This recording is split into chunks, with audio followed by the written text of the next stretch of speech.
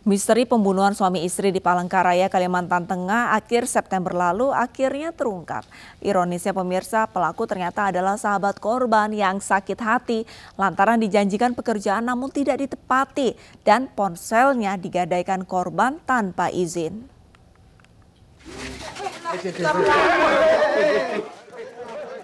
Wanita ini berusaha memukuli Fazri, pembunuh suami istri warga Jalan Cempaka, Kota Palangkaraya, Kalimantan Tengah. Ia marah lantaran adiknya dibunuh dengan sadis. Polisi terpaksa mengevakuasi pelaku dan memperingatkan keluarga korban agar tidak main hakim sendiri. Sebelumnya, Fajri ditangkap di rumahnya Jalan Stroberi, Palangkaraya dengan barang bukti sebilah senjata tajam serta sepeda motor. Pembunuhan ini bermotif sakit hati. Pelaku mengaku dijanjikan pekerjaan namun tidak ditepati. Korban juga sering menghina dan yang terakhir, korban menggadaikan 2 ponsel pelaku dan uangnya tidak diserahkan ke pelaku. Ironisnya, pelaku ternyata merupakan teman akrab korban.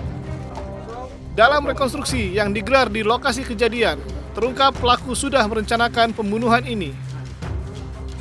Pelaku masuk melalui pintu belakang rumah korban dan langsung menganiaya keduanya hingga tewas menggunakan senjata tajam.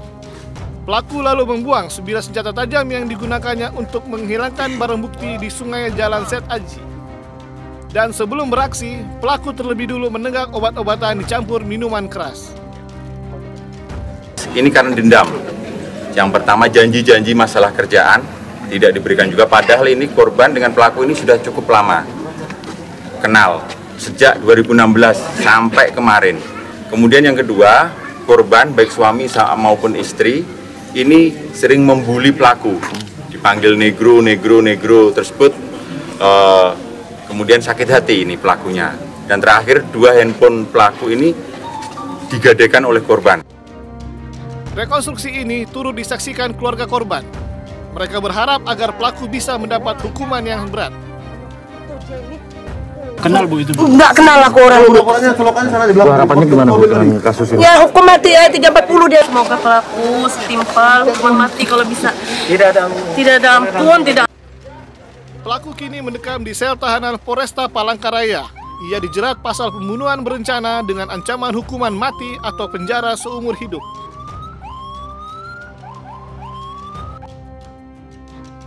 Sebelumnya, pasangan suami istri Ahmad Yendi Nur dan Fatmawati ditemukan tewas mengenaskan dalam rumah mereka di Jalan Cempaka, Kota Palangkaraya, Kalimantan Tengah. Keduanya telah dimakamkan di tempat pemakaman umum Jalan Cirikriwut, kilometer 12 Palangkaraya. Anak korban tak kuasa menahan tangis lantaran harus kehilangan orang tuanya dengan cara yang tragis. Jenazah pasangan suami istri itu dimakamkan bersebelahan. Kecewa mengetahui mantan istri Siri sudah menikah lagi, seorang pria di Lampung Tengah, Lampung gelap mata hingga akhirnya membunuh suami baru mantannya tersebut. Pelaku sakit hati, mantan istrinya yang sudah 12 tahun berumah tangga dengannya tidak mengabarkan jika dirinya sudah menikah.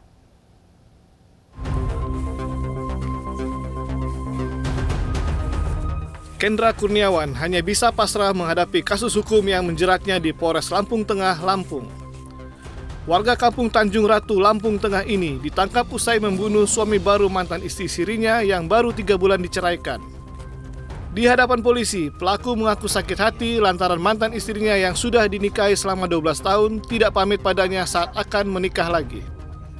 Peristiwa berdarah ini bermula saat pelaku yang tahu mantan istrinya sudah menikah lagi nekat mendatangi rumah dan menerobos hingga masuk ke kamar mantan istrinya yang sedang berduaan bersama korban.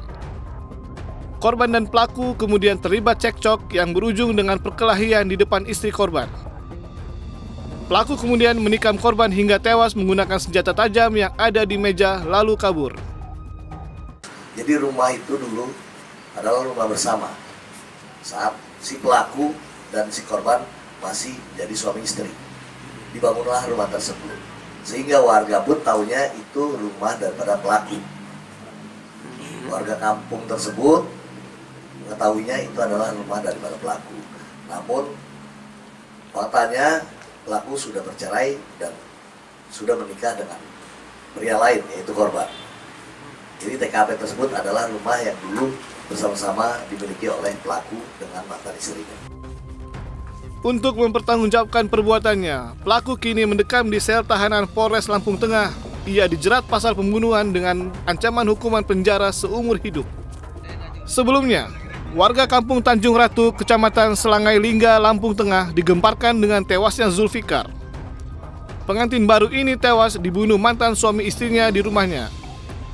Bercak darah korban masih ada di lantai dan kondisi rumah yang berantakan akibat perkelahian korban dengan pelaku.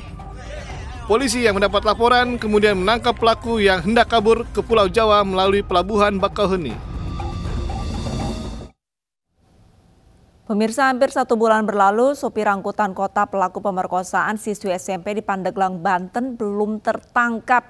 Korban bahkan harus diungsikan keluar kota karena khawatir dicari pelaku yang masih bebas berkeliaran.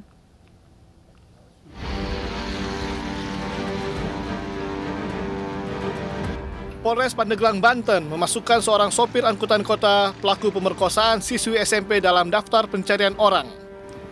Polisi masih memburu pelaku yang bersembunyi sejak dilaporkan keluarga korban akhir September lalu. Pada kasus ini, polisi telah memeriksa sejumlah saksi termasuk meminta keterangan korban yang kini khawatir keselamatannya terancam. Korban kini diungsikan keluar kota karena pelaku masih bebas berkeliaran dan pernah meneror korban yang melaporkannya ke polisi.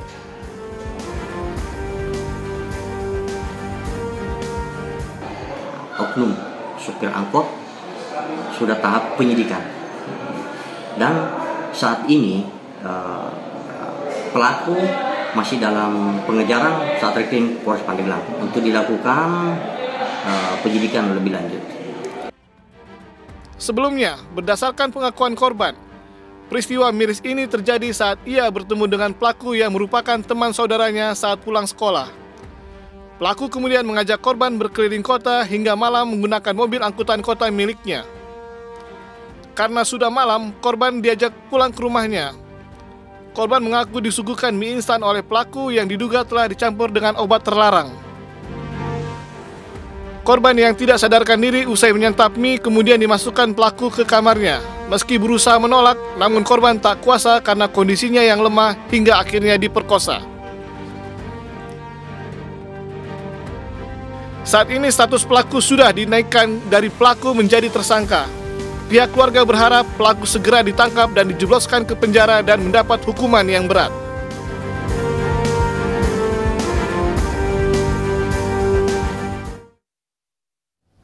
Seorang pengasuh panti asuhan di Kapanewon, Kokap, Kulon Progo, Yogyakarta dilaporkan ke polisi karena diduga melakukan pelecehan seksual terhadap 2 anak asuhnya. Aksi bejat itu ia lakukan sejak tahun 2020 hingga pertengahan 2022.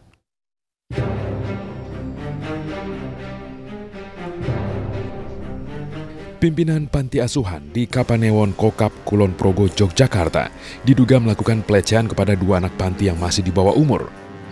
Aksi tak senonoh ini terkuak setelah kedua korban berani bercerita kepada keluarga. Terduga pelaku kemudian dilaporkan ke polisi oleh keluarga korban. Pencabulan diduga dilakukan tidak hanya di lingkungan panti asuhan sejak tahun 2020 hingga pertengahan 2022. Anak asuh yang masih di bawah umur. Untuk proses pemeriksaan masih ditangani oleh Satreskrim Polres Kulon Progo.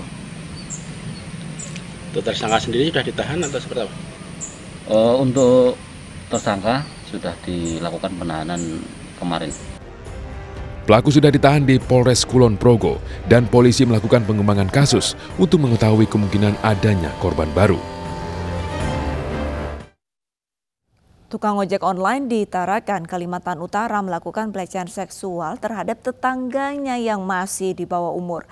Dengan dalih ingin menagih utang, pelaku melakukan perbuatan asusila tersebut di rumah korban.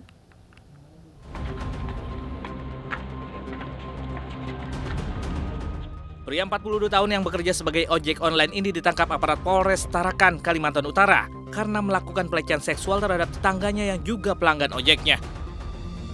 Korban yang masih berusia 15 tahun itu dilecehkan tersangka saat berada di rumahnya. Tersangka mendatangi korban yang sedang berada di dapur dengan berpura-pura menagih utang. Khawatir kejadian serupa terulang, korban melaporkan tindakan pelecehan yang dialaminya kepada polisi. Lagi duduk-duduk di dapur, tahu-tahu HB datang langsung membuka jaket, membuka helm dengan alasan mau nagih uang, nagih hutang, atau langsung memegang. Pelaku disangkakan atas Undang-Undang Nomor 23 Tahun 2022 tentang Perlindungan Anak dengan ancaman maksimal 15 tahun penjara. Pemirsa, pelecehan seksual pada anak bisa dicegah. Salah satunya adalah dengan cara pendidikan seks sejak dini. Anak harus tahu anggota tubuh mana saja yang tidak boleh disentuh orang lain, serta berani untuk menolak dan meminta bantuan. Sesaat lagi Realita akan kembali dengan informasi seorang pemuda yang dibegal saat pulang kerja. Tetaplah bersama kami.